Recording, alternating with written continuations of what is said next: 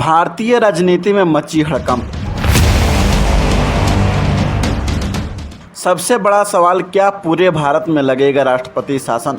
One nation one election के लिए एक कमेटी बना दी गई है, जिसके अध्यक्ष कोई और नहीं है दोस्तों, भारत राष्ट्र के राष्ट्रपति श्री रामनाथ कोविंद जी हैं। इनकी अध्यक्षता में इस कमेटी को फॉर्म कर दिया गया है, जो कि एक देश एक चुनाव के ऊपर डिस्कशन करेगी और किस तरीके से इसका प्रारूप बनाया जाए, इस पर काम करेगी। यह एक बहुत बड़ा कदम है। इसको लेकर पूरे देश में ऑलरेडी कंट्रोवर्सी छिड़ चुकी है। एक तरफ है देश की सत्तारूढ़ पार्टी बीजेपी, जो कि अभी पावर में है, और दूसरी तरफ है इंडिया गठबंधन, जिसे बीजेपी वाले I.N.D.I.A भी कहते हैं। अब यहाँ पर एक बड़ा सवाल उठकर सामने आ रहा है कि वन नेशन वन इलेक्शन अभी ही क्यों, पहले क्यों नहीं करवाए गए? इस बात पर पहले क्यों डिस्कशन नहीं हुआ? अभी यह क्यों निकलकर सामने आ रहा है? और इसको लेकर विपक्ष का क्या रोल है, विपक्ष का क्या कहना है, क्या मानना है, और क्या यहाँ पर वाकई में भारत के अंदर एक देश एक चुनाव की व्यवस्था बन सकती है? क्या यह फायदेमंद होगा या नुकसानदायक होगा? हम आपको इस पर केवल तथ्य बताएंगे।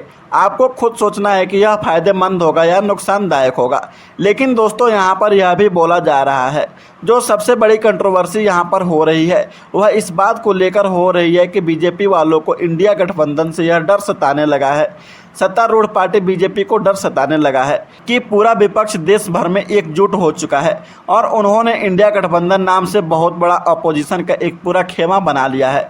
और अगर ऐसा ही रहा तो हो सकता है कि लोकसभा चुनाव में यह बीजेपी को हरा दे या उनकी सीटों को काफ़ी नुकसान पहुंचाए, और ऐसे में बीजेपी को बहुत ज़्यादा गठबंधन करने पड़ेंगे, जो कि मेजॉरिटी से कम हो सकती है। ऐसा बीजेपी का सोचना है, ऐसा एक्सपर्ट के द्वारा बोला जा रहा है, और इसी चीज़ को ध्यान में रखते हुए बीजेपी ने वन नेशन वन इलेक्शन का दांव खेला है। लेकिन सबसे बड़ा सवाल यह है कि क्या यह दांव गठबंधन के खिलाफ काम करेगा, और करेगा तो आखिर कैसे? मेरे भाइयों और बहनों, हम आपको बताते चले कि लोकसभा चुनाव अलग होते हैं और विधानसभा चुनाव अलग होते हैं। जो राज्यों के होते हैं वो अलग होते हैं। लेकिन क्या हो अगर लोकसभा और विधानसभा का चुनाव एक साथ हो जाए, जैसा बीजेपी चाहती है?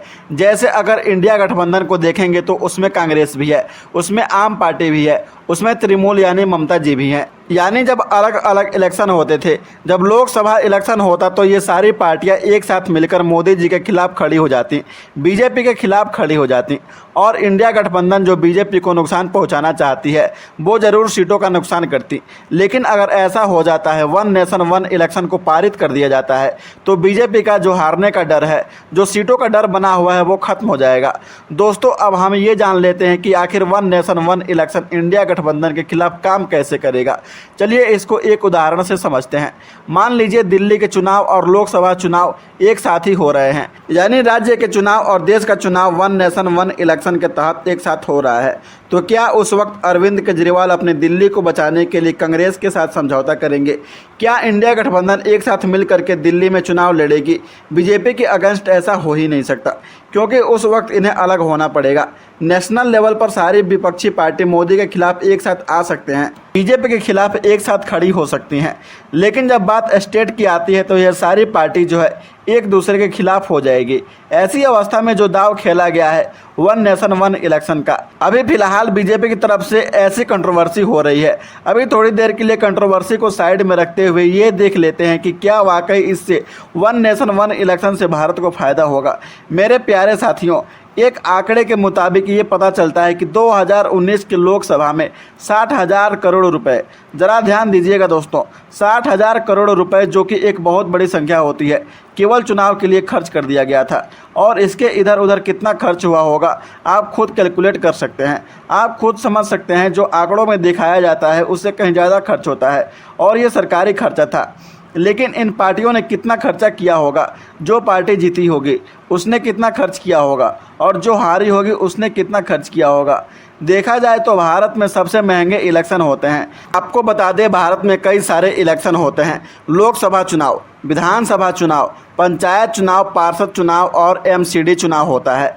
दुनिया भर के तमाम चुनाव होते हैं। 8 प्रकार के चुनाव भारत के अंदर होते हैं, जिसमें हर 2 महीने में किसी चीज़ का चुनाव हो रहा है। और ऐसे में होता क्या है, लाखों करोड़ों रुपए केवल चुनाव पर खर्च हो जाते हैं, जो कि देश की बजट पर बहुत हैवी पड़ता है और इससे नुकसान आपका और हमारा है। टैक्स पेयर्स के पैसों से ही चुनाव का पूरा अरेंजमेंट किया जाता है। ऐसी स्थिति में भारत का नुकसान है। और अगर वन नेशन वन इलेक्शन होता है तो इससे भारत का कॉस्ट बचेगा और वह पैसा देश के डेवलपमेंट में काम आएगा। दोस्तों, आपका इसके बारे में क्या राय है? क्या बीजेपी पार्टी सच में चुनाव के खर्चे को बचाना चाहती है और चुनाव के पैसे को देश के डेवलपमेंट में लगाना चाहती है, या फिर केवल इंडिया गठबंधन को हराने का दांव खेला गया है? इस